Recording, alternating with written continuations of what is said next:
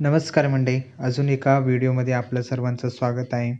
आज आपण या व्हिडिओमध्ये येणाऱ्या दिवसात निफ्टीसाठी इम्पोर्टन्स लेवल काय असतील ते आपण या व्हिडिओमध्ये पाहणार आहोत. तर तुम्ही हे पाहू शकता की हा डेली टाईम फ्रेम आहे. तुम्ही इथे पाहू शकता की 25,600-700चा जो हाय होता तिथूनच सेलर्स ॲक्टिव्ह झाले आणि हळूहळू मार्केटला खाली घेऊन आले आणि इथे 24,400चा एक इम्पॉर्टंट लेवल होती. तिथून बायर्सने थोडासा सेलर्सला डॉमिनेट करत वरती घेऊन जात होते, पण पहिल्यापासूनच सेलर्स मार्केटमध्ये ॲग्रेसिव्ह होते आणि काही मार्केटसाठी न्यूज होत्या, त्यामुळे मार्केट वापस खालच्या दिशेने हळूहळू मूव्हमेंट करायला लागला. तुम्ही इथे पाहू शकता की हा जो इम्पॉर्टंट लेवल आहे 25,200चा, तुम्ही पाहू शकता इथे 25,200ची ही लेवल आहे. त्याच्यावर किती रिस्पेक्ट करत आहे मार्केट.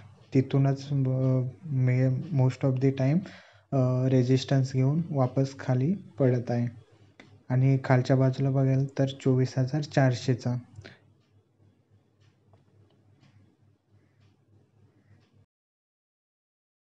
तुम्ही इथे पाहू शकता की मार्केटसाठी मेजर सपोर्ट 24,400 ते 24,350ची ही जी लेवल आहेत त्या खूप इम्पॉर्टंट आहेत येणाऱ्या दिवसासाठी. जोपर्यंत ह्या लेवल ब्रेक नाही होत तोपर्यंत कुणीही डाऊन साईडचा ॲग्रेसिव्ह विचार करू नका.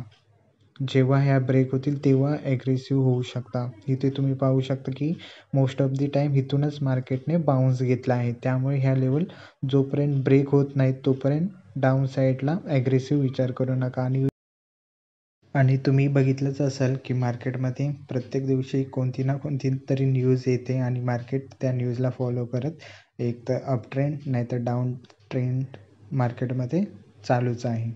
तुम्ही इथे पाहू शकता की अप साईडला ही एक ट्रेंड लाईन आहे आणि तिला किती रिस्पेक्ट करत आहे आणि जोपर्यंत हिथून तुम्ही पाहू शकता की आता मार्केट खाली येऊ शकतं, त्याच्यानंतर वरती जाऊन वापस हा एक छोटासा झोन क्रिएट करून शेवटी एक तर अप साईडला नाही तर डाऊन साईडला त्याचा ब्रेक होऊ शकतो. काही दिवस इथे साईडवेज होण्याचे प्रोबॅबिलिटी जास्त बोलू शकतो.